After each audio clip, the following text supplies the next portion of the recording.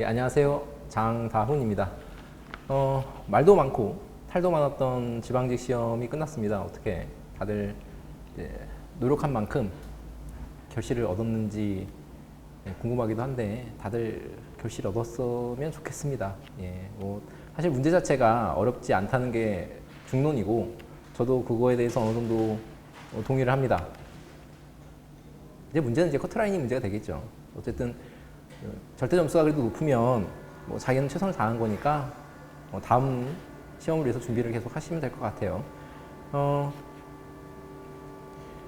이번 시험 총평은 제가 특별히 할 게 없어요. 사실 이렇게 평이했다. 그리고 말씀하시는 게 90점 정도 다들 말씀을 하셔가지고 제가 그거에 대해서 따로 이렇게 자세히 논할 건 없고요. 우리는 다음 시험을 위해서 계속 준비를 해야 되니까 그 의미에서 시험 지문을 한 번씩 다 리뷰를 하도록 하겠습니다. 전반적으로 평이에서 제가 설명을 줄이는 부분도 있을 건데요. 다만 이제 좀 살펴볼 지문들이 몇 개가 있어서 그 부분 좀 집중적으로 자세히 좀 논하겠습니다. 수업 방식은 제가 작년까지는 아마 PPT 중심으로 수업을 해설 강의는 진행을 했는데 이번 강의는 해설지를 중심으로 강의를 하겠습니다. 해설지는 제 개인 카페나 학원 홈페이지도 올라가겠지만 공기출이나에서 자유롭게 다운 받으셔가지고 인쇄해서 같이 강의를 들으시는 게 아마 공부 효율에 더 좋을 겁니다. 그 수업의 목적은 이 시간, 1시간이 다 종료가 됐을 때 여러분 손에 잘 정리된 기출 해설지가 있었으면 좋겠습니다. 자, 그러면 준비하셨다고 생각하고 시작하도록 하겠습니다. 1번, 행정법의 일반 원칙에 대한 설명으로 옳은 것은 입니다. 1번 질문, 비례의 원칙은 행정에만 적용되는 원칙이므로 입법에서는 적용될 여지가 없다. 물론 여기서 말하는 행정, 입법이 나오는데 이게 삼권분립에서 말하는 행정, 입법일 수도 있고요. 아니면 이게 행정법의 일반 원칙에 관한 거니까 행정행위 내지는 행정, 입법을 얘기할 수도 있어요. 근데 어떤 경우로 생각을 하시던 비례의 원칙 자체가 헌법상 원칙이기 때문에 다 적용됩니다. 행정, 입법, 사법에도 적용됩니다. 헌법이기 때문에. 그래서 1번은 틀렸고요. 2번 보시면 신뢰보호의 원칙이 적용되기 위한 요건인 행정권의 행사에 관하여 신뢰를 주는 선행조치가 되기 위해서는, 핵심은 선행조치겠죠. 반드시 처분청 자신의 적극적인 언동이 있어야만 한다입니다. 선행조치가 적극적인 언동밖에 안 되느냐를 묻는데 선행조치는 적극적 언동도 되고 소극적 언동도 되는데 소극적 언동이 어떤 거냐면 안 하는 거예요. 소극적으로 언동을 어떻게 하겠어요? 안 하는 걸 안 하는 걸 말하는 거고요. 여기 판례 보시면 3년 동안 안 했죠? 처분을 안 하고 있다가 3년이 지나서 했는데 요 세 번째 줄 작업 끝에 신뢰의 이익이라는 말이 나와요. 그래서 소극적 언동도 신뢰보호의 원칙이 적용된다라는 취지의 판례입니다. 자, 3번 볼게요. 동일한 사항을 다르게 취급하는 것은 합리적 이유가 없는 차별이므로. 맞습니다. 여기까지. 평등의 원칙은 동일한 건 동일하게 대우하는 거예요. 다른 건 다르게 대우하는 겁니다. 근데 동일한데 다르게 대우했다면 그거는 합리적 이유가 없는 차별. 맞아요. 같은 정도의 비위를 저지른 자들은 비록 개전의 정이 있는지 여부에 차이가 있다 하더라도 징계의 종류의 선택과 양정이 있어서 동일하게 취급받아야 한다. 여기서의 핵심은 개정의 정이죠. 개정의 정이 좀 어려운 말이에요. 이게 법률가들이 쓰는 말인데 여러분들은 그냥 이거를 반성의 정도라고 생각하시면 돼요. 반성의 정도로 생각하시면 되니까 개정의 정이 있는지 여부에 차이가 있다면 징계의 종류의 선택과 양정에 있어서 차이가 있어도 합리적 이유 있는 차별이 됩니다. 그러니까 평등의 원칙이 어긋나지 않는다는 얘기예요. 이거는 얼마 전에 뉴스에서 황금폰이라고 해가지고 좀 약간 더러운 사건이 있었는데 얼마 전에 그 재판이 나왔나 봐요. 그거 보시면 반성문을 제출한 누구는 형량이 좀 낮고 반성문을 제출하지 않은 누구는 형량이 좀 높았다 이렇게 나왔는데 그 반성문이라는 게 개전의 정을 말합니다.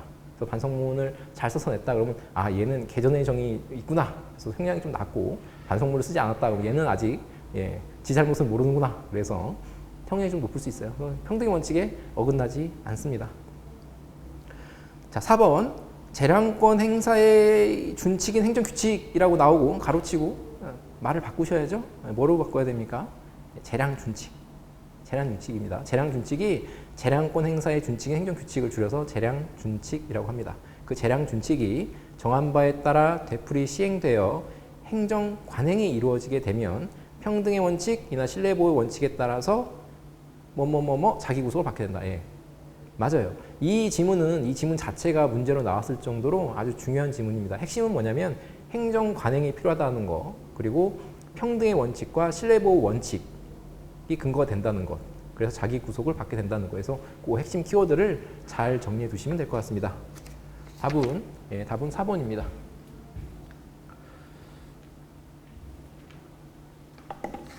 자, 다음 넘어갈게요. 절차법상 처분의 사전 통지 및 의견 청취 등에 대한 설명으로 옳은 것은을 이제 묻고 있는데요. 아마 문제만 보시고도 여러분들이 이제 공부를 많이 하셨으면 느낌이 와야죠. 사실은 사전 통지 및 의견 청취를 본 순간 이거 침입적 처분 묻겠구나 라고 느낌이 오셨으면 좋겠어요. 문제를 많이 푸신 분들은 그렇게 될 겁니다.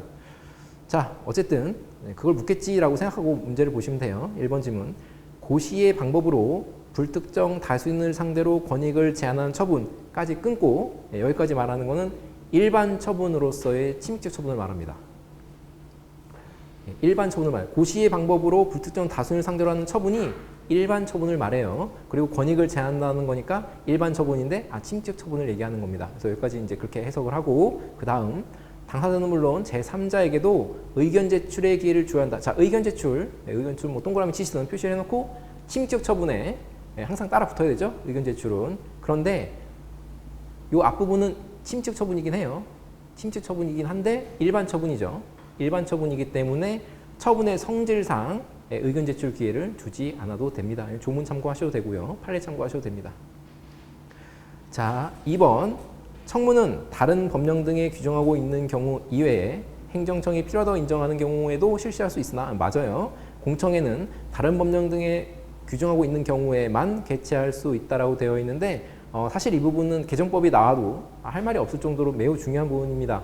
기존에는 청문회 개최 사유로 3가지를 얘기하고 있어요. 그래서 해설 보시면 1호, 2호, 3호가 있을 겁니다. 공청은 2가지였어요. 1호, 2호밖에 없었는데 3호가 새로 신설이 돼서 청문과 공청이 거의 유사하게 됐습니다. 예, 그래서 우리는 오히려 이 지문보다도 공청회 개최 사유 중에 3번째를 주목을 해 주셨으면 좋겠어요. 다음 시험을 위해서. 그래서 어쨌든 공청회도 청문과 거의 유사하게 3가지 사유가 있다. 정리하시고, 3번. 행정청이 당사자에게 의무를 과하거나 권익을 제한하는 처분을 하는 경우에는, 여기까지 침입적 처분을 하는 경우에는 사전 통지를 하여야 하는데, 맞아요. 이때의 처분에는 거부 처분도 포함된다. 거부 처분은 침입적 처분이 아닙니다. 그래서 틀렸어요. 4번. 행정청이 당사자와 사이에 도시계획 사업 시행 관련 협약을 체결하면서 청문 실시를 배제하는 조항을 두었다. 두었다. 그러면 청문을 맨 마지막 줄 3번째 줄 읽을게요. 청문을 실시하지 않아도 되는 예외적인 경우에 해당한다고 할 수 없다. 이건 맞습니다. 맞는 지문이에요.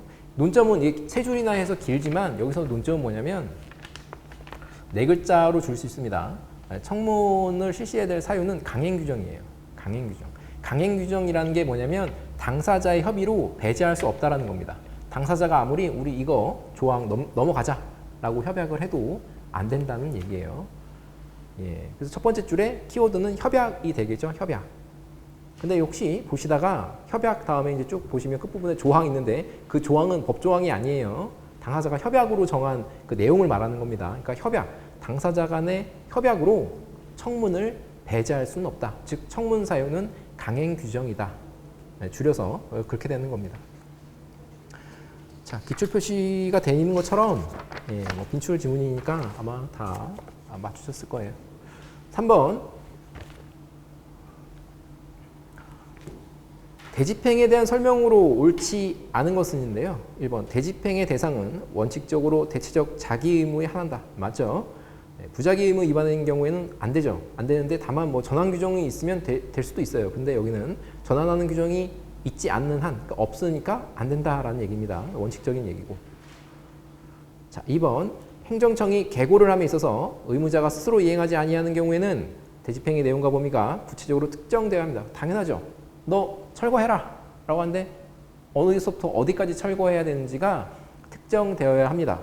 그런데 대집행의 내용과 범위는 반드시 계고서에 의해서만 특정되어야 되는데 계고서에 의해서만이 틀렸죠. 계고서에 의해서만이 아니고 해설 보시면 판례 번호 바로 위에 계고 전후에 송달된 문서 또는 기타 사정 종합해서 특정되면 된다. 이게 핵심이겠죠. 그러니까 여러분들이 이제 문장을 읽으실 때 어디까지 맞는지, 어디까지 무엇 때문에 틀린지를 정확하게 이렇게 표시를 좀 해놓으셨으면 좋겠어요. 그냥 대충 전체적으로 틀렸다, 맞다 하지 마시고 정확하게 짚고 넘어가셔야 됩니다.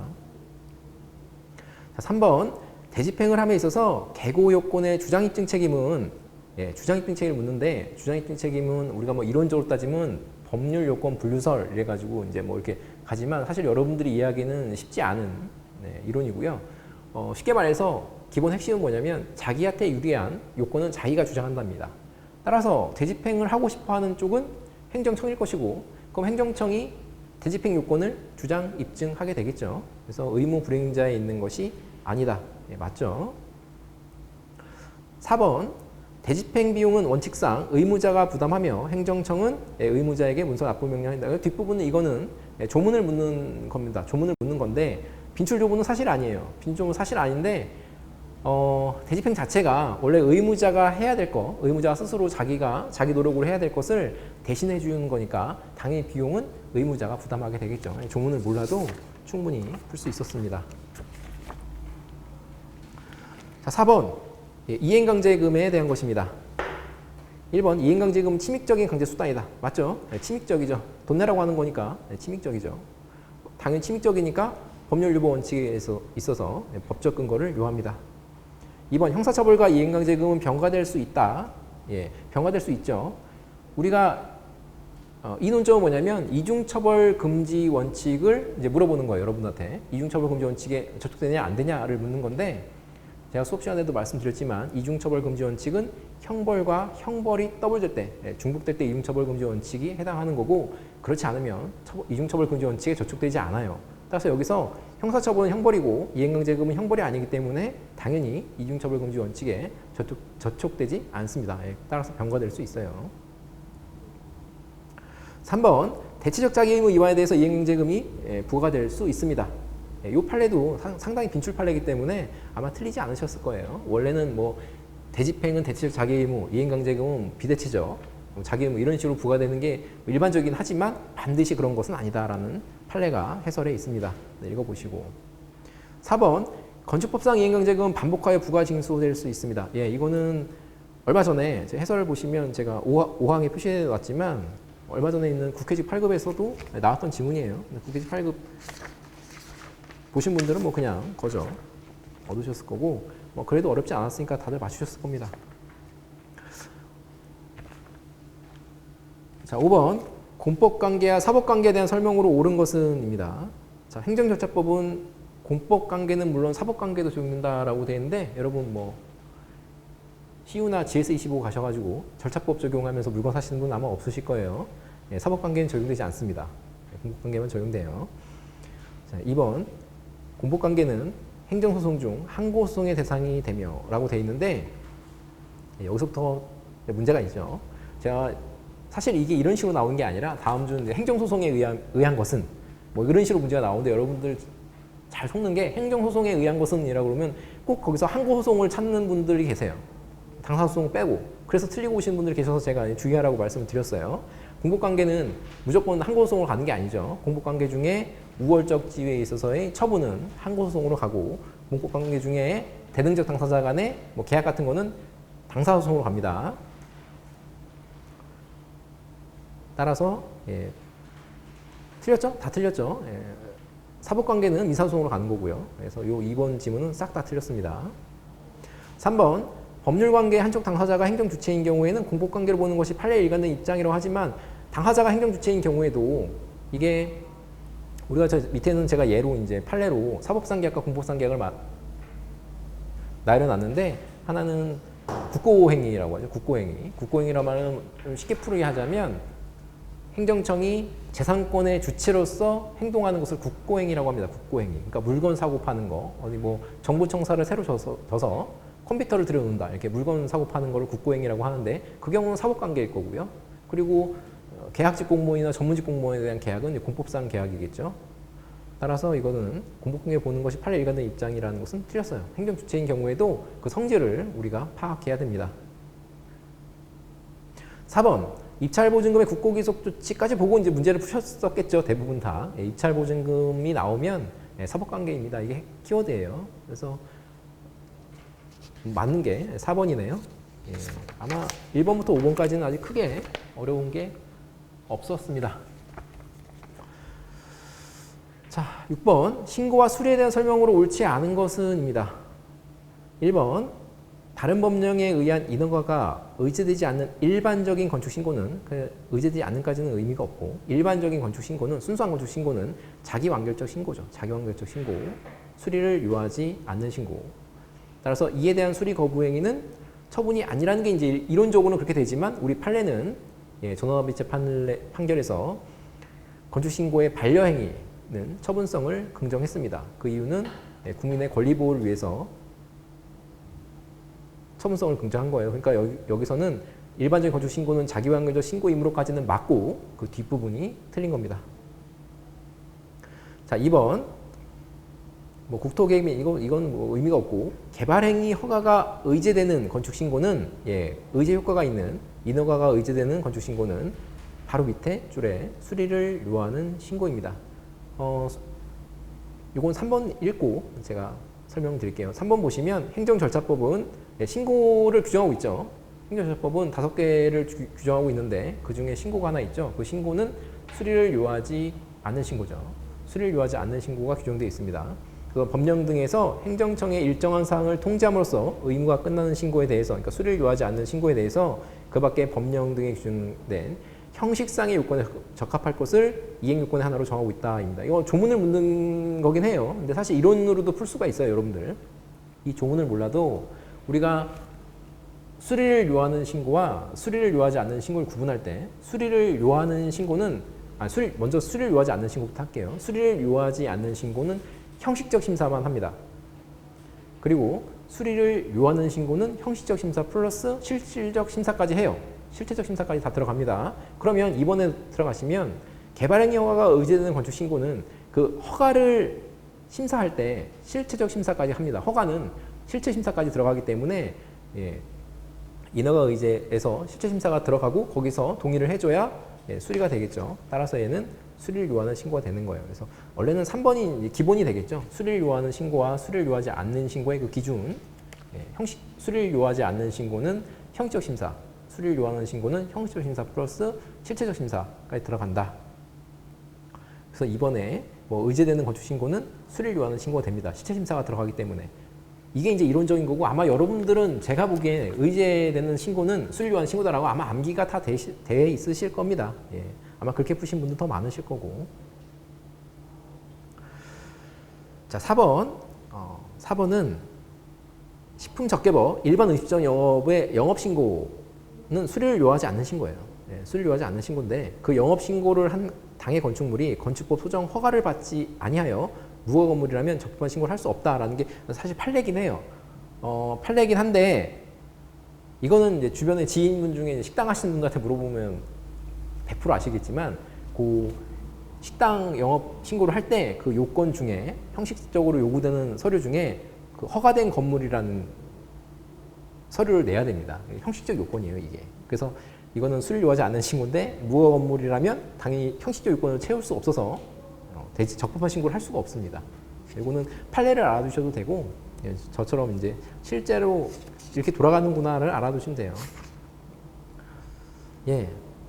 뭐 다들 기출된 지문이라 여기에 대해서도 뭐 크게 말씀드릴 건 없네요. 자, 7번. 7번이 아마 조금 어려우실 수도 있었을 것 같아요. 대외적 구속력을 인정할 수 없는 경우를 고르라는 얘기는 행정규칙 고르라는 얘기입니다. 행정규칙. 행정규칙 고르라는 얘기예요. 자, 볼게요. 기억. 운전면허에 대한 제재적 행정처분의 기준이 되는 도로교통법 시행규칙 해놓고 시행규칙 해놓고 불영. 당연히 아셔야죠. 시행령은 대통령이고 시행규칙은 불영. 그러면 제재적 처분 기준이 되는 불영 이퀄 행정규칙. 따라서 대의적 구속력 없음.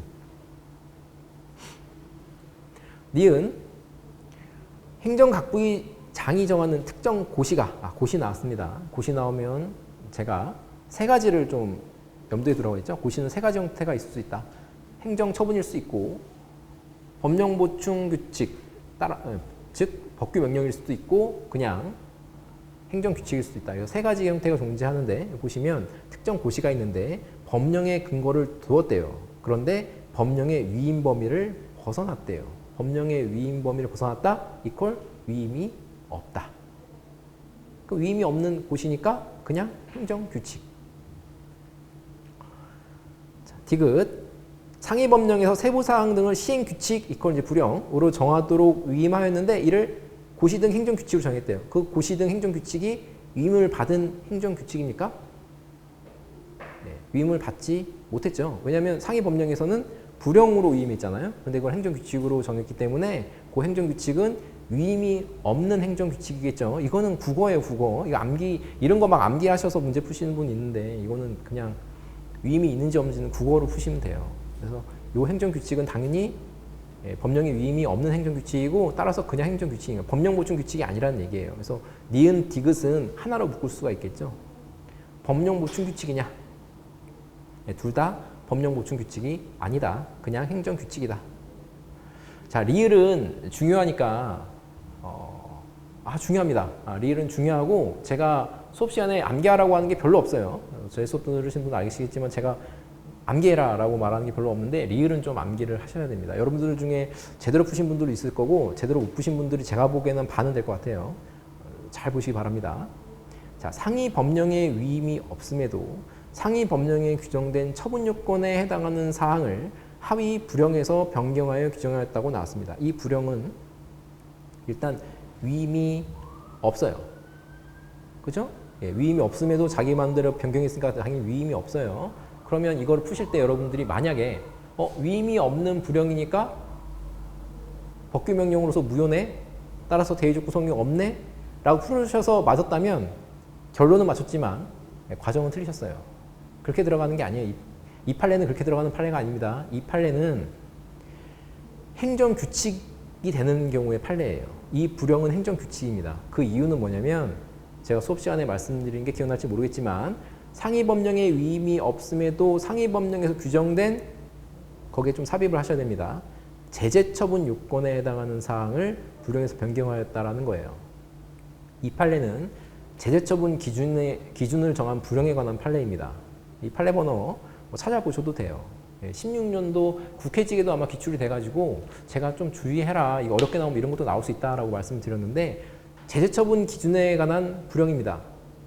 그래서 이 불령은 제재처분 기준에 관한 거기 때문에 행정규칙에 불과해요. 이거를 법규명령으로서 무효다, 대외적 효력이 없다. 물론 이제 객관식의 묘미죠. 그래도 맞출 수 있었지만 이거는 행정규칙이에요. 법규명령으로서 무효로 가시면 안 돼요. 그래서 리을의 해설을 보시면 두 번째 줄에 행정명령, 즉 행정규칙의 성격을 지닐 뿐 이렇게 나오죠. 행정규칙입니다. 이 지문은 암기를 하셔도 될 정도예요. 왜냐하면 여러분들이 이걸 법규명령으로 가서 무효다라고 푸시는 분들이 상당히 많아요. 한 반 이상 그래요. 그래서 요거는 절대적으로 행정규칙으로 가셔야 됩니다. 키워드를 뽑으면 처분 요건을 불령에서 변경하였다.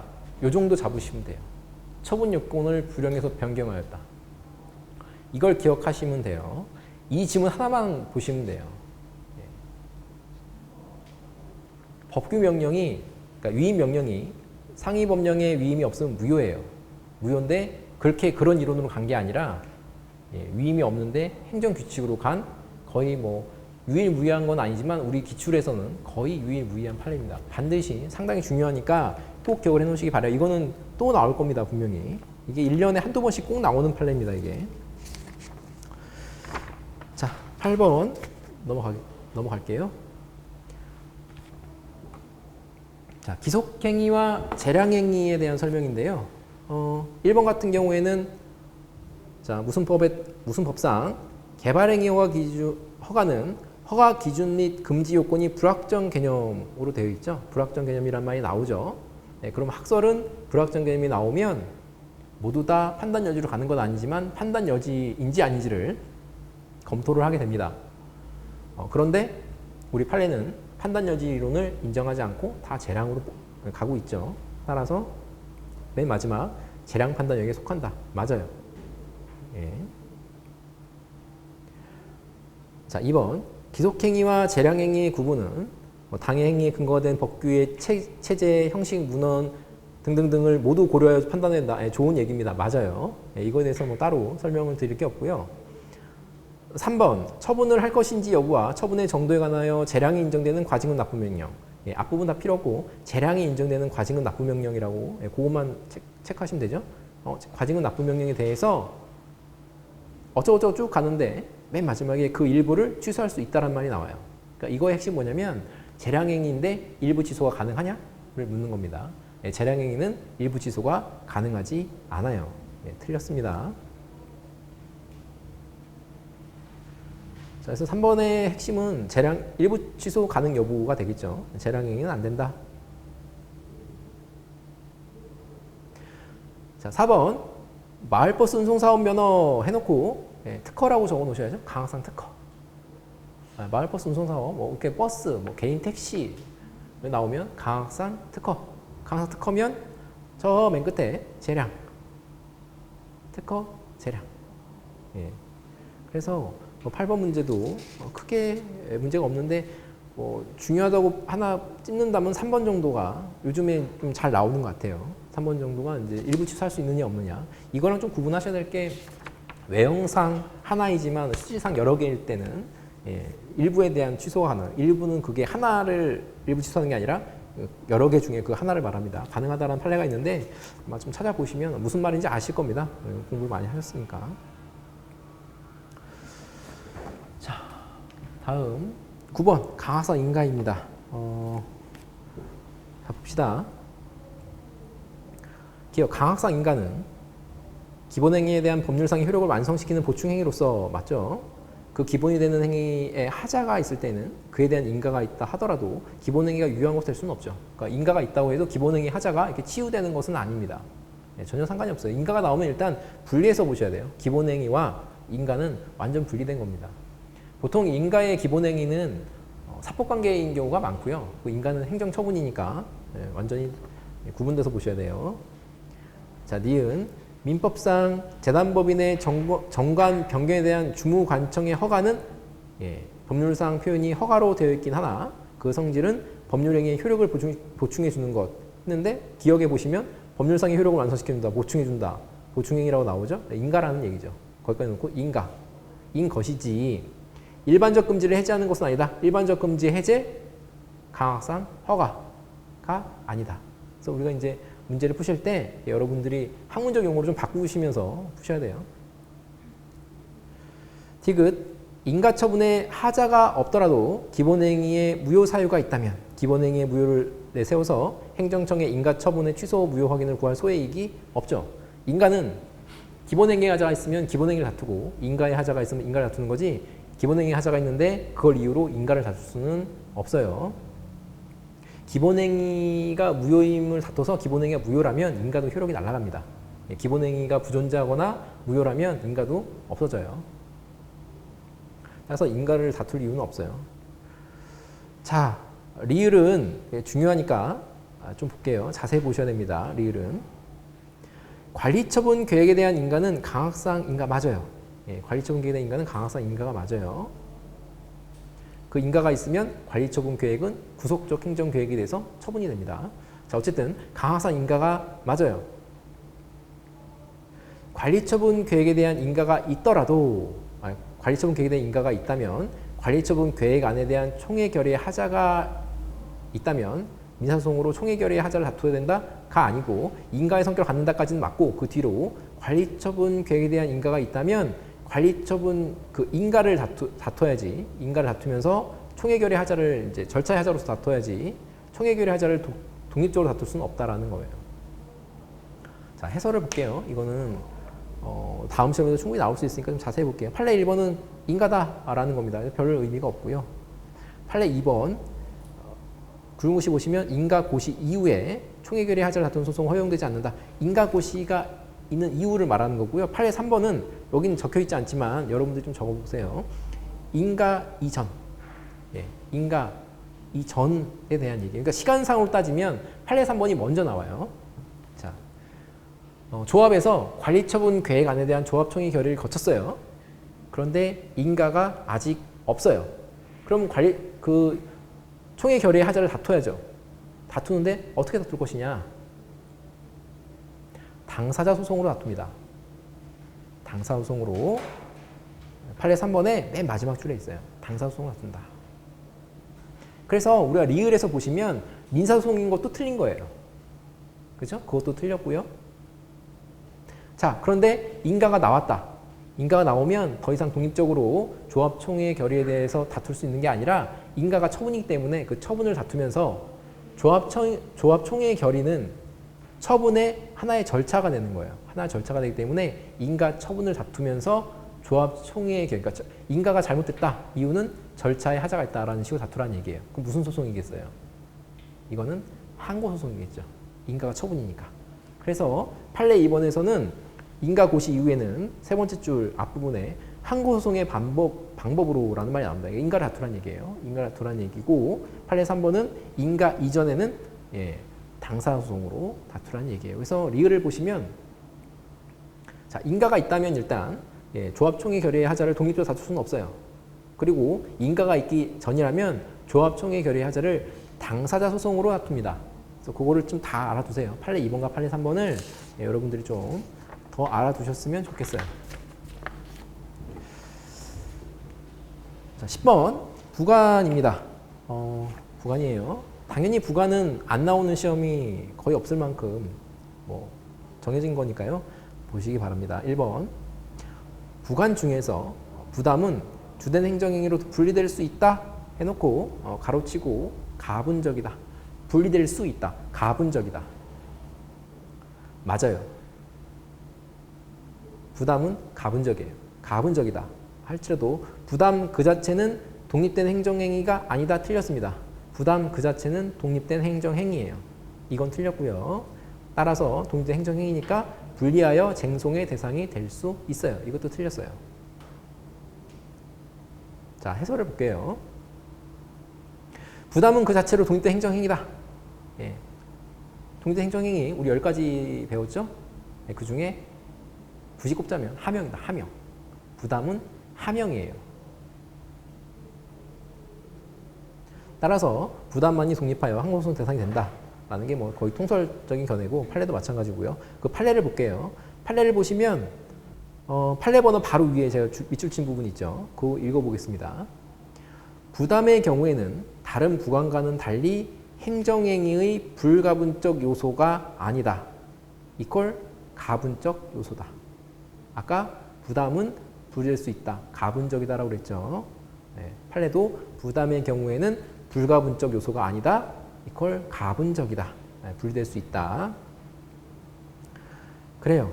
요것만 좀 체크해 두시면 될 것 같고, 물론 여기에 대해서 비판하는 교수님들이 많아요. 부담은 무조건 불가분적이냐? 아니, 가분적이냐? 여기에 대해서도 비판하는 교수님이 많아서 혹시 나올 수도 있을 것 같아요. 부담은 판례는 가분적으로 봅니다.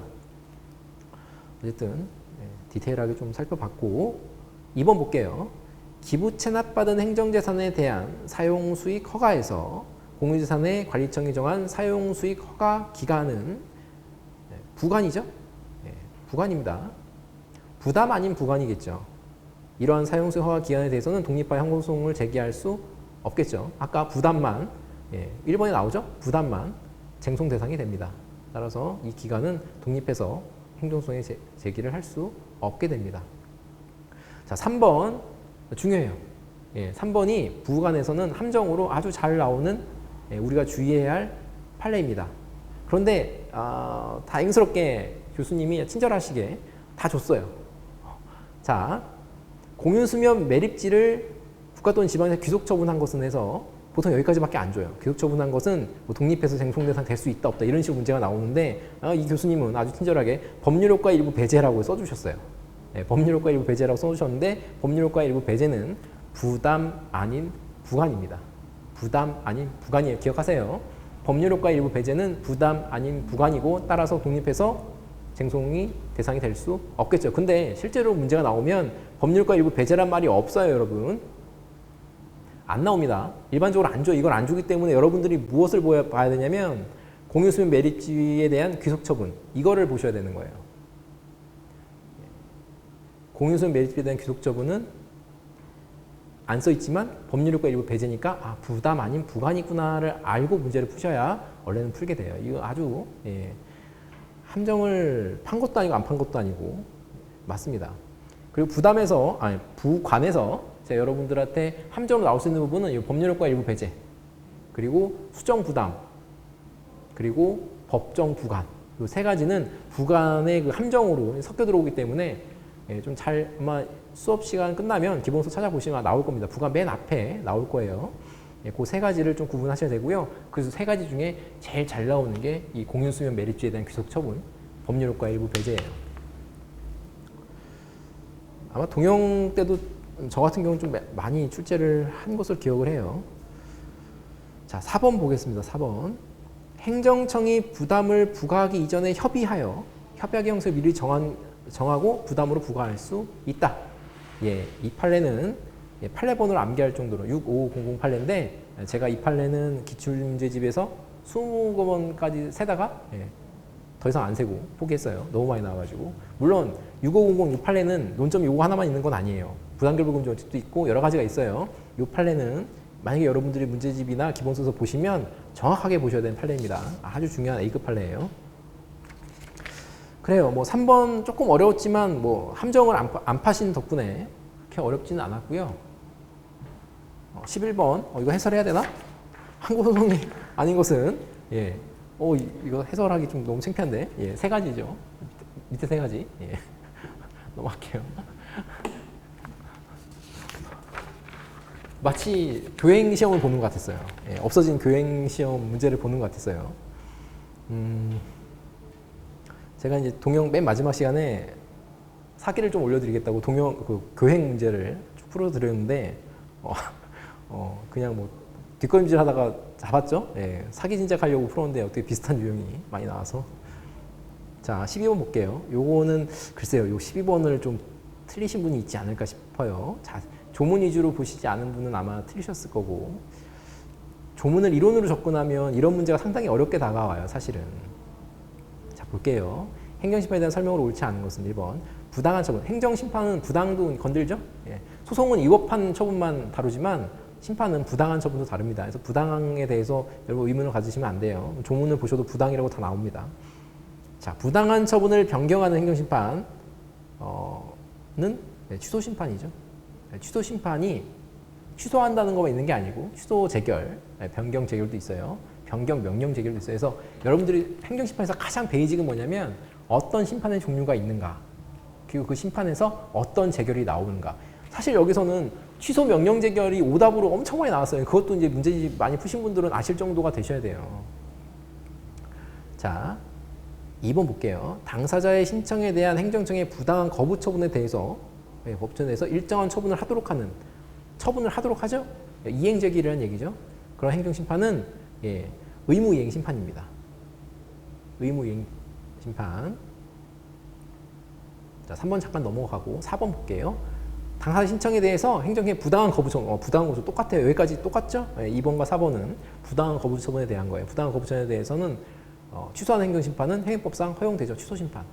그래서 아마 이런 문제 풀어보셨어요. 거부 처분에 대해서는 두 가지 다 됩니다. 거부 처분에 대해서는 취소심판도 가능하고 의무이행 심판도 가능해요. 두 가지가 다 가능합니다. 그걸 묻는 게 이제 2번과 4번이에요.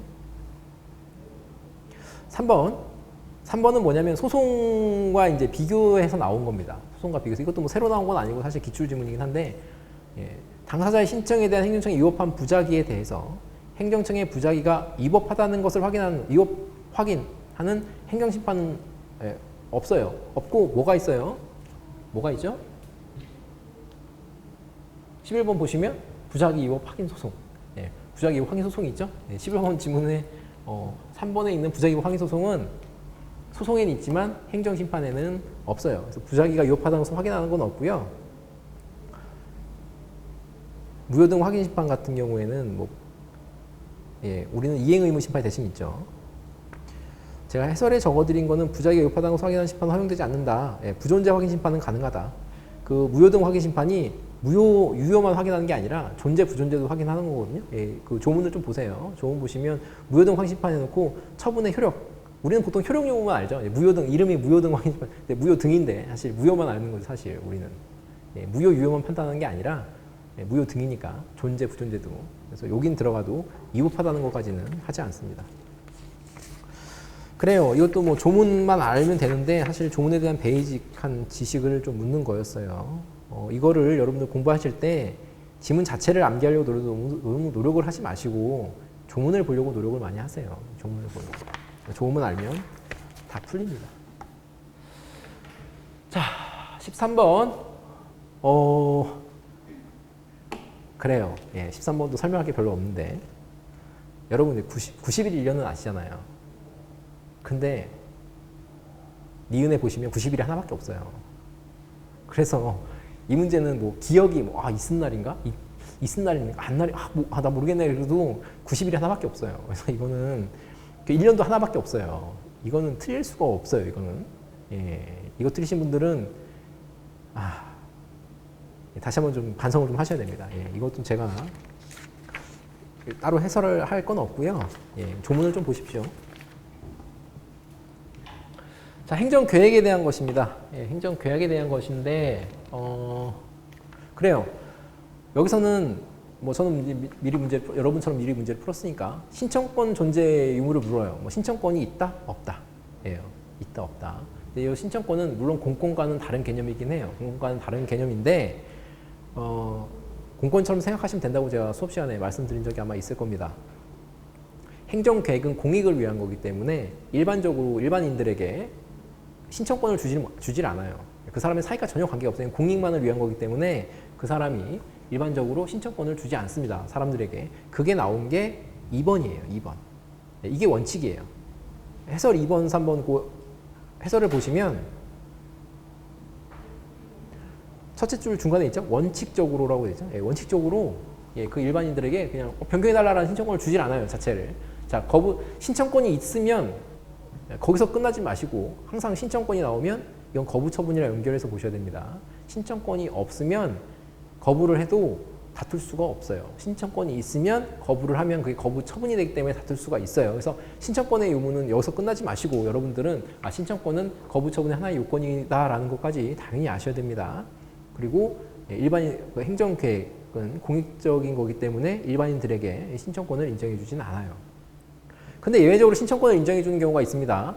판례가 여러 개 있지만 그게 두 가지 범위로 나눠지죠. 하나의 범위는 뭐냐면 소유자, 토지 소유자가 들어간 판례가 쭉 있어요. 여기서는 1번 지문과 4번 지문을 보시면 앞에 토지 소유자라고 나오죠. 토지를 소유하고 있는.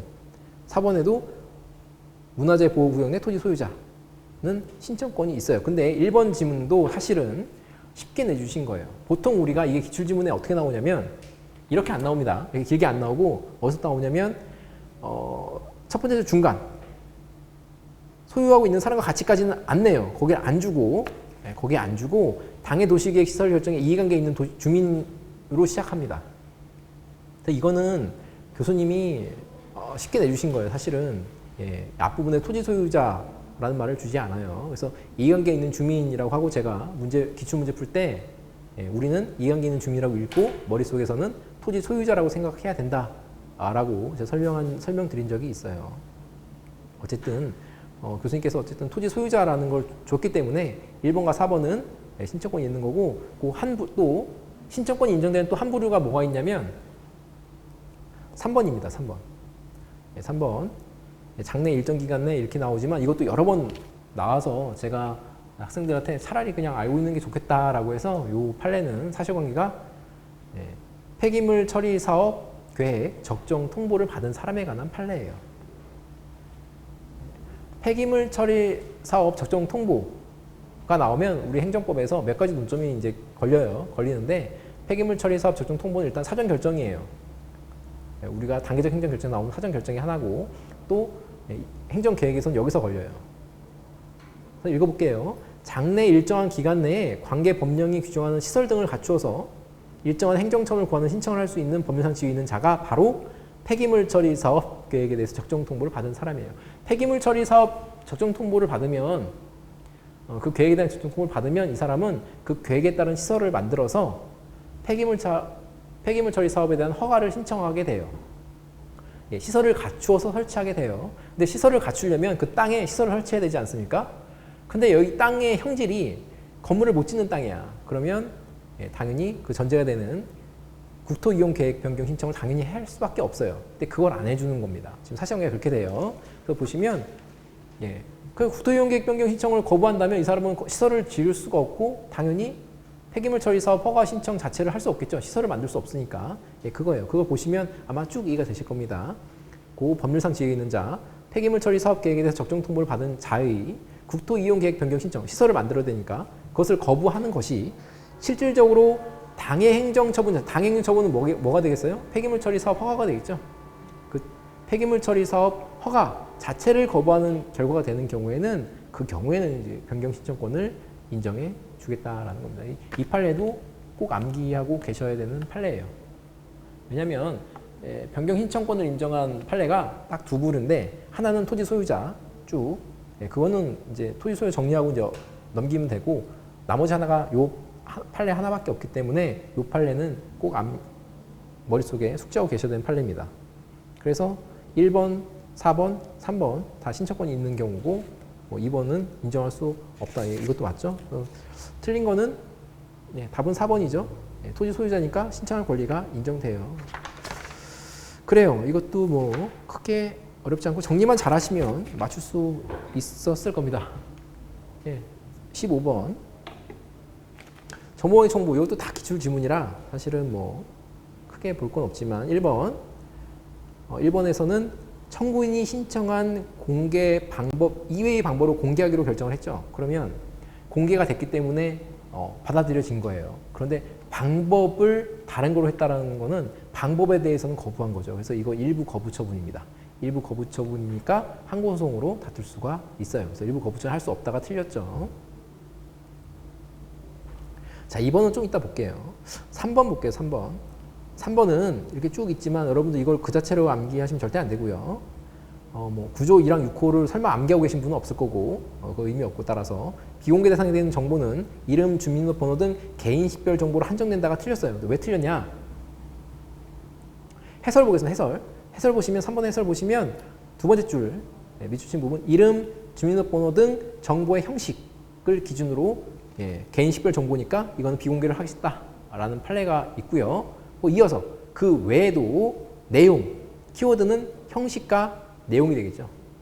형식을 보고 이거 주민번호네? 그 형식을 보고 바로 비공개 대상 정보로 할 수도 있지만 내용을 보고 그 내용을 쭉 읽어보니까 그제서야 이거는 사생활에 관한 거네? 비공개해야 되겠다라고 판단할 수도 있다는 얘기예요. 그래서 이 키워드는 형식과 내용이에요. 그래서 3번 지문에는 형식 플러스 내용 내지는 뭐 형식 또는 내용 이렇게 적어 놓으시면 될 것 같아요. 이건 형식만 된다고 했으니까 틀린 겁니다. 4번도 여러 번 나온 거죠. 공개 청구 대상이 되는 정보가 이미 다른 사람에게 공개돼서 널리 알려져 있다 하더라도 또는 인터넷을 통해서 이미 공개되어 있다 하더라도 행정청의 정보 비공개 결정이 정당화될 수 없어요. 공개해야 된다는 얘기입니다. 비공개 결정이 정당하지 않다는 얘기는 공개해야 된다는 얘기예요.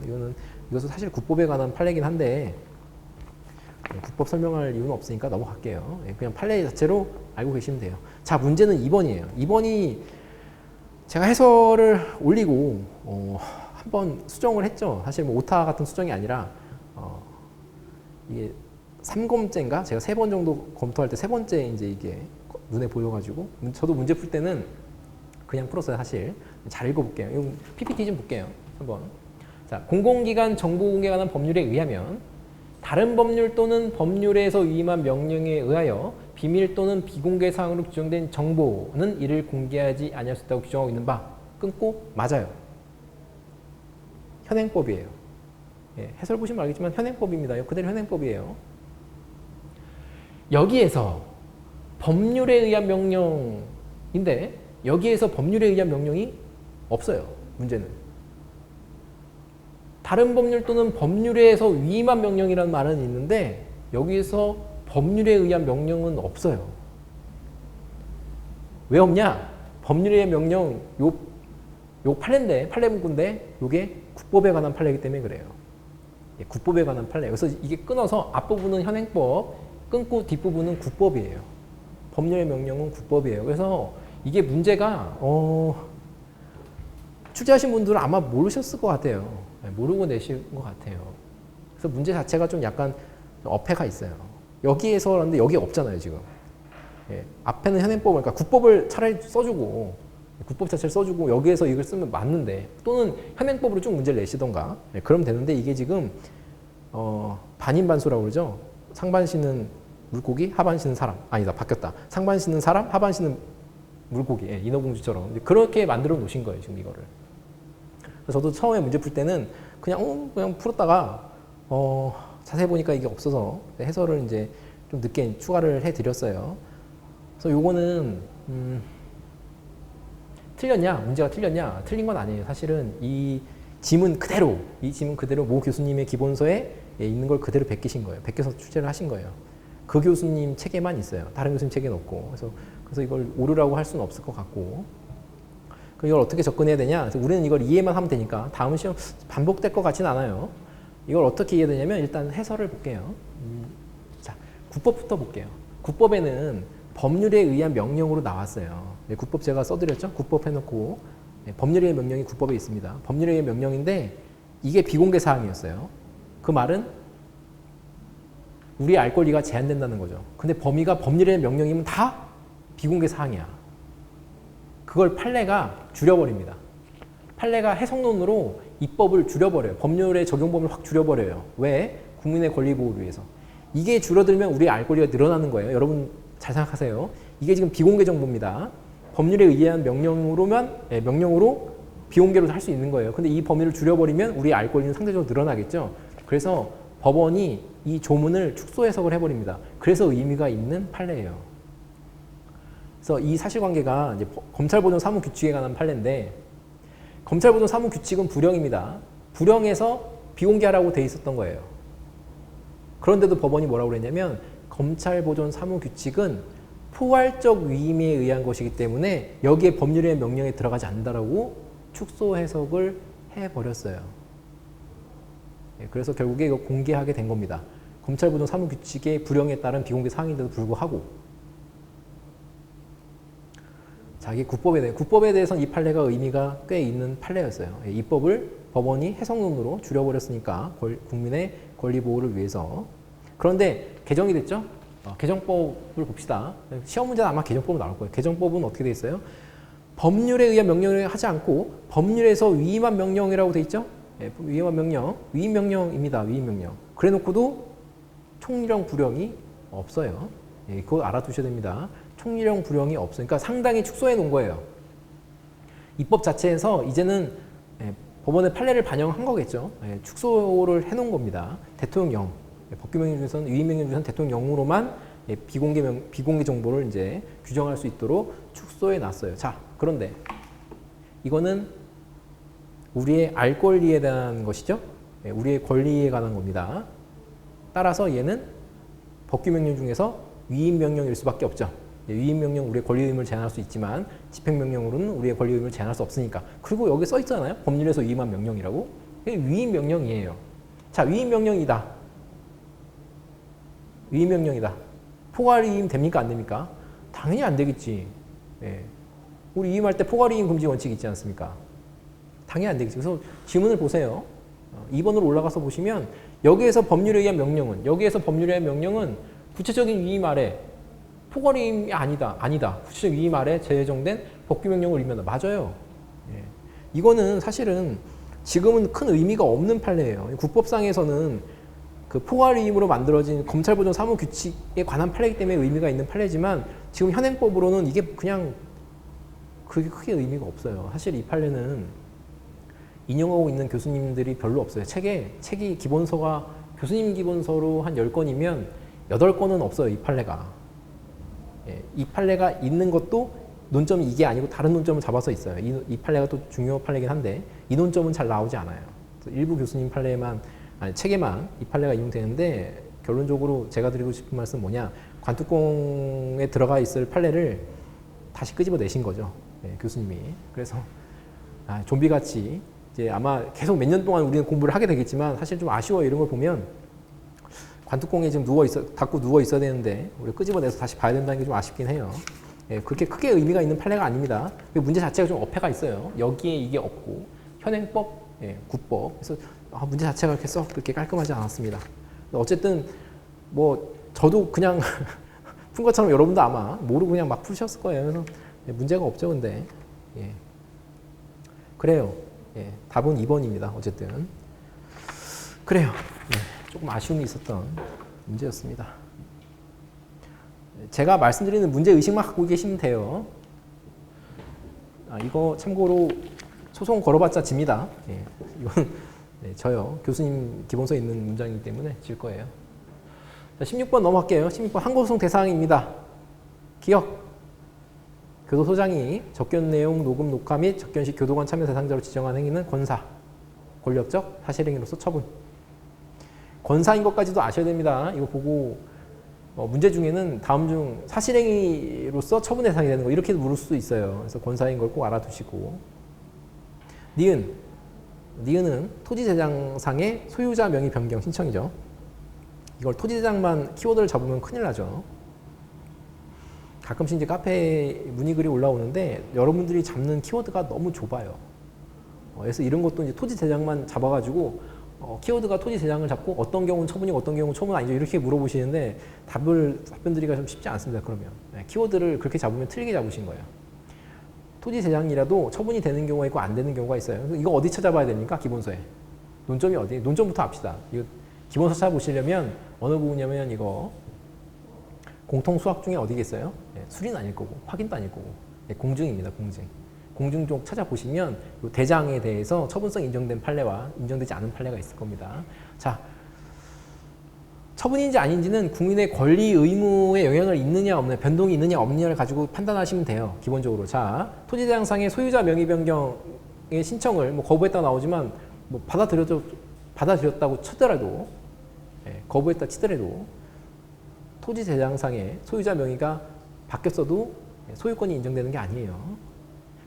토지에 대한 소유권은 등기로 인정이 되는 거지 토지대장에 있는 이름이 아무리 바뀌어도 아무 상관이 없어요. 그래서 이거는 우리의 권리 의무와 관련이 전혀 없습니다. 따라서 처분이 아니에요. 그 얘기는 사실행위입니다.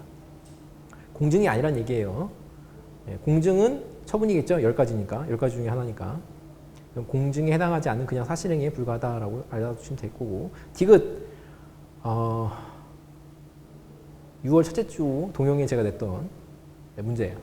내면서 틀리면 집에 오지 않으면 안 되고 집에 걸어가지 마라. 택시를 타고 가라. 라고 제가 말씀드린 판례입니다. 횡단보도 설치는 일반 처분입니다. 처분이에요. 이거 틀리셨으면 이렇게 길 다니시다가 횡단보도만 보면 처분이었지라고 생각하시면 돼요. 이런 거 틀리시면 안 돼요. 자, 리을은 아마 여러분들이 이거를 암기하시는 분들이 계셨을 거고 이해하기는 조금 약간 쉽지 않았을 거예요. 근데 이거 사실은 기출지문이긴 해요. 기출지문인데 암기하신 분들이 꽤 많았을 것 같습니다. 자, 이거를 이해를 시켜드리자면 청산종결등기라는 게 나오는데요. 이 청산종결등기가 뭐냐면 사람으로 따지면 사망신고와 유사해요. 사망신고. 사람의 사망입니다. 사람으로 따지면 사망한 거예요. 따라서 어떤 권리 의무가 사람이 사망하면 뭐 없어지는 것처럼 청산종결 등기가 있으면 없어진다고 생각하시면 돼요. 물론 이게 뭐 민법 상법에 연관되는 거라 여러분에게 뭐 깊이 있게 말씀 못 드리지만 어쨌든 여러분들은 청산종결 등기가 돼 있다. 그러면 얘는 법인은 사망했구나. 따라서 상표권이나 이런 권리도 그냥 그 자리에서 날아가는 거지 따로 특허청장이 상표권 말소 등록을 해야 없어지는 게 아니에요. 이거랑 상관이 없어요. 그냥 청산종결 등기가 되면 없어지는 거고 말소 등록 때문에 없어지는 게 아니다.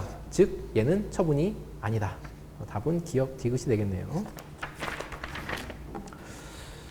17번 국가배상에 대한 겁니다. 1번은 국가배상 책임에서의 법령 위반이 나오죠. 법령 위반, 즉 위법성, 법령 위반, 위법성. 위법성은 이런 걸 의미한다. 그래서 이것도 뭐 빈출 지문이니까 당연히 맞추셨을 거라 생각합니다. 자, 2번도 상당히 자주 나오는 거죠. 공무원에 부과된 직무상 의무가 전적으로 또는 부수적으로 사회 구성원 개인의 안전과 이익, 개인이죠. 핵심어는 개인의 안전과 이익, 특히 이익. 이거를 어려운 말로 바꾸면 사익 보호성, 사익, 그죠? 개인의 이익, 사익 보호성. 자, 이게 인정돼야 국가배상 책임이 인정돼. 맞죠? 사익 보호성이 없으면 흠결되는 요건이 무엇일까요? 까지도 대답을 하실 수 있어야 됩니다. 이 사익 보호성이 흠결된다면 이는 국가배상 청구 요건 중에 상당 인과관계가 흠결이 되는 거예요.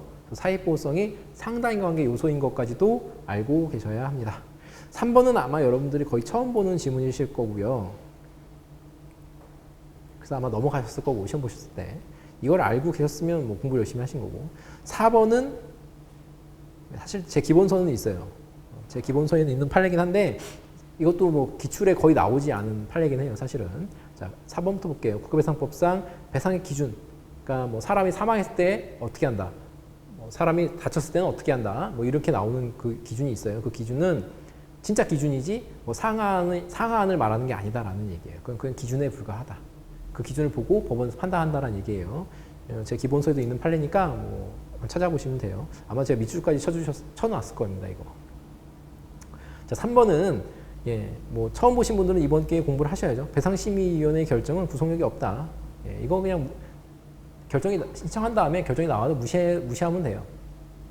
동의해도 다시 소송할 수도 있고 해서 아무 의미가 별로 없어요. 그래요. 근데 3번 지문은 다시 나올 것 같지는 않아요. 차라리 암기하시려면 3번, 4번 중에는 4번을 더 알고 계셨으면 좋겠어요. 3번은 크게 중요한 지문이 아닙니다. 18번은 100점 방지 문제입니다. 100점 방지 문제인데 사실은 100점 방지 문제 치고는 그래도 쉽게 만들어 주셨어요. 이거 이제 여러분이 막 급박한 상황에서 풀다 보니까 아마 센스가 발휘가 잘 안 됐을 건데 사실 이거 어려운 문제는 아니에요. 이거는 뭐 7급 준비하시는 분들은 거의 맞췄을 겁니다. 7급 준비생들한테는 너무 유리했을 거고 이제 9급 준비생들은 배운 부분이 어느 경우냐면 일단 우리 해설의 그 조문 볼게요. 22조. 우리가 배운 건 어떤 거냐면 다만 두 번째 줄 다만 주민의 권리 제한 또는 의무 부과에 관한 상해나 벌칙을 정할 때는 위임이 있어야 되는데 이것만 아마 우리가 주로 배우셨을 겁니다. 주로. 사실 앞부분도 제가 말씀은 드려요. 수업 시간에. 근데 뭐 주로 우리가 총론 시간에 문제가 되는 거는 뒷부분이에요. 법률에 위임이 있어야 된다. 이걸 어떻게 배웠냐면 법률 유보의 원칙에 있어서 위임을 할 때 포괄위임이 안 된다라는 거죠. 포괄위임이 금지되죠. 근데 포괄적 위임이 가능한 경우가 두 가지가 있는데 하나는 정관에 의한 경우, 단체의 정관에 의한 경우, 두 번째가 요거, 조례에 의한 경우인데 바로 요겁니다. 법률에 위임할 때 그 위임은 포괄적 위임이 가능하다입니다. 그래서 위임해놓고 포괄적 위임 가능이라고 적어놓으셔도 돼요. 그 부분은 우리가 주로 배우셨을 거예요.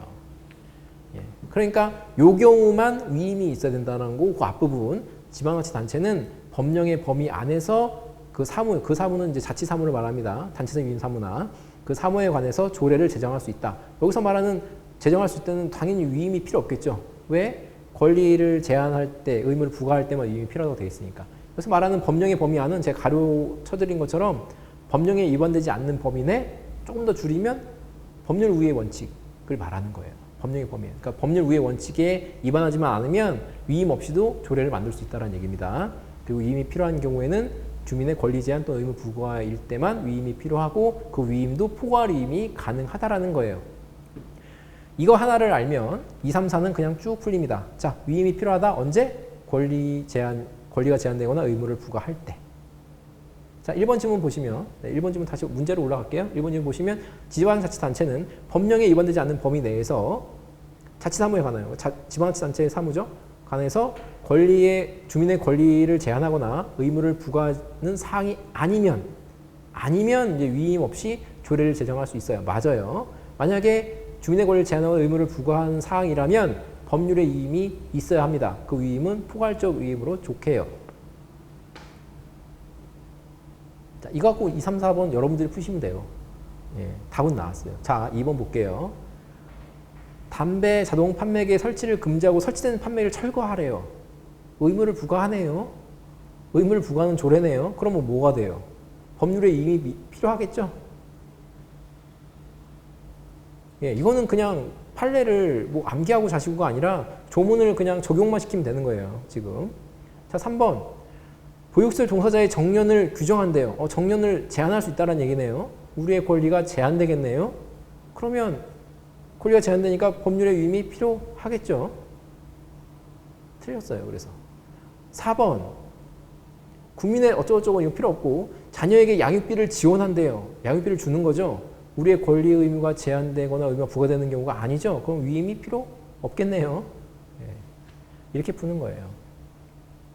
그래서 사실 이게 법률 유보 원칙이나 법률 우위 원칙을 통해서 이제 강론을 타고 들어간 건데 교수님이 이제 100점 방지 문제도 냈지만 그렇게 잔인하게 내지는 않으셨어요. 사실은. 예, 조문을 알면 그 조문들을 쭉 풀리게 만들어 놓으시긴 했어요. 그런데 이런 센스를 발휘하기가 실제 시험장에서 쉽지가 않으셨을 겁니다. 자, 100점 방지 문제였습니다. 자, 이제 뒷부분에서는 이제 간혹 소거법으로 이제 요구되는 것도 나와요.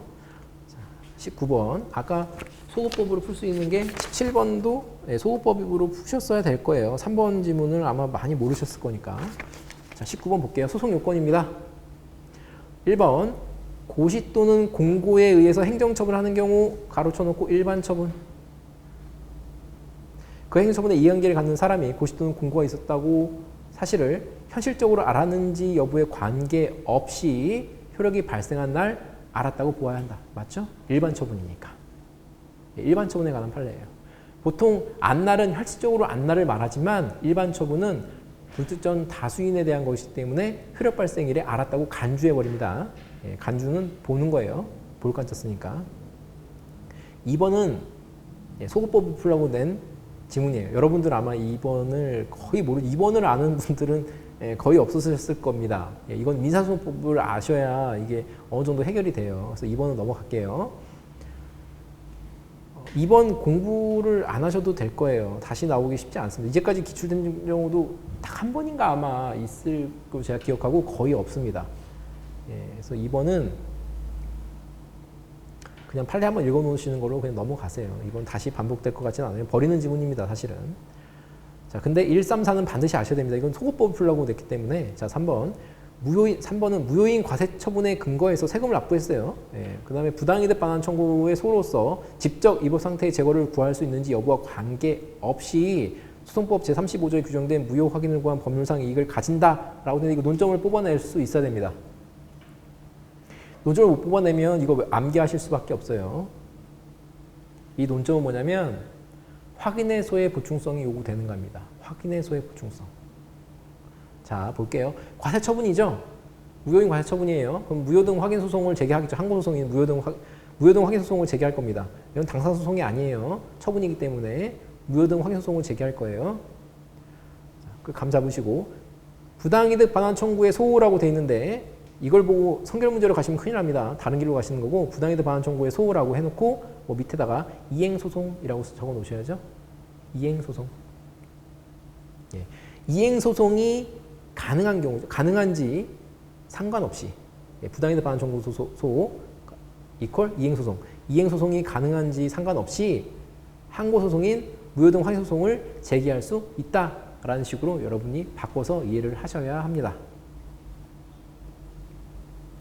자, 항고소송인 무효등 확인소송은 확인해소의 보충성을 요구하지 않아요.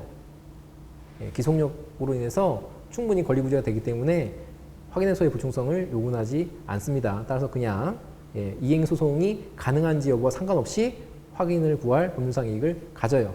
그런데 4번이 뭐 그걸 묻는 건 아니지만 당사소송으로서의 확인소송에서는 예, 확인소송의 보충성을 요구합니다. 그것도 알아두셨으면 좋겠어요. 네, 넘어갈게요. 4번에서는 뭐 보충성을 묻는 건 아니고요. 피고적격이 누구냐를 묻는 겁니다. 당사자 소송이잖아요. 당사자 소송. 당사자가 원고 피고가 되는 거예요. 그래서 국가 공무원세 그 밖에 권리 주체가 피고적격을 가진다? 맨 끝에만 보시면 돼요. 사실. 네, 맞아요. 맞아요. 맞습니다. 항고소송에서는 권리 주체가 아닌 행정청이 피고 적격을 갖는데 그거는 법률에 우리 행정소송법에 특별 규정이 있기 때문에 그렇게 되는 거고 일반적인 경우가 절대 아닙니다. 특별한 거고 일반적으로는 권리 주체가 원고 적격, 피고 적격을 갖습니다. 따라서 이게 뭐 여기서 피고 적격 나왔지만 원고 적격도 권리 주체가 될 수밖에 없어요. 근데 우리가 국가기관인 주체가 아닌 국가기관에게 원고 적격 인정한 판례가 두 개가 있죠. 경기도 선거관리위원회 위원장 판례와 소방청장 판례가 있는데 그게 그래서 그렇게 가끔씩 출제가 되는 겁니다. 그것까지 좀 확장해서 알아두셨으면 좋겠습니다. 2번을 설마 알려고 노력을 하지 않으셨으면 좋겠고 그냥 해설 읽고 그냥 받아들이세요. 2번은 그냥 버리셔도 상관없습니다. 자, 20번 행정벌입니다. 조문을 좀 보셔야죠. 기억은 과태료의 부과에 불복하는 자는 서명으로 이의제기할 수 있고 이의제기가 있으면 효력을 상실합니다. 그럼 과태료 안 내도 되느냐? 나는 그러면 그게 아니고 재판으로 넘어가는 겁니다. 재판에서 결정되게 돼요. 니은 통고처분은 처분이 아니다. 수도 없이 나왔죠. 통고처분은 의무를 부과하는 게 아니에요. 통고처분은 뭐 범칙금인데 범칙금 내라고 나오면 내도 되고 안 내도 돼요. 내면 거기서 끝나는 거고 안 내면 그것도 재판 절차로 넘어가요. 형사재판 절차로 넘어갑니다. 그래서 이건 통고처분이 의무를 부과하는 게 아니기 때문에 처분에 해당하지 않아요. 디귿 과징금은 어떤 경우에도 영업정지에 가름해서 부과할 수 없다가 아니죠. 과징금은 두 가지가 있죠. 이익박탈 의미의 과징금, 원래의 의미의 과징금이 있고 영업정지에 가름해서 부과하는 과징금, 즉 변형된 의미, 변형된 형태의 과징금이 있습니다. 그걸 묻는 거예요. 그 개념만 물으신 거예요. 리을 질서위반행위 규제법에 따른 과태료는 행정청의 과태료 부과 처분이나 어쨌든 5년이 핵심이겠죠. 보통 우리 행정법에서는 시효가 5년이에요. 5년. 5년이 있으면 소멸을 한다. 맞습니다. 그래서 20번까지 쭉 살펴봤는데 조금 어려웠던 100점 방지 문제는 18번 정도가 될 거고 소급법으로 풀 수 있는 문제는 17번 그리고 18번 바로 뒤에 19번 정도는 소급법으로 푸셨어야 되고 나머지는 여러분들이 다 원래 그냥 정상적인 실력으로 맞추셨어야 되는 문제예요. 정말 제가 말씀드린 것 중에 틀렸다면 뭐 그렇게 실망 많이 안 하셔도 돼요. 근데 제가 말씀드리지 않은 거에서 틀렸다면 조금 자기가 실수를 했거나 아니면 뭐 그 시험 분위기에 자기가 휩쓸렸다는 것밖에 안 되니까 그 다음 시험 준비하실 때 뭐 참고하셔서 보시면 될 것 같습니다. 긴 시간 들어주셔서 감사하고 잘 정리하셔서 다음 시험에 도움이 되셨으면 좋겠어요. 감사합니다.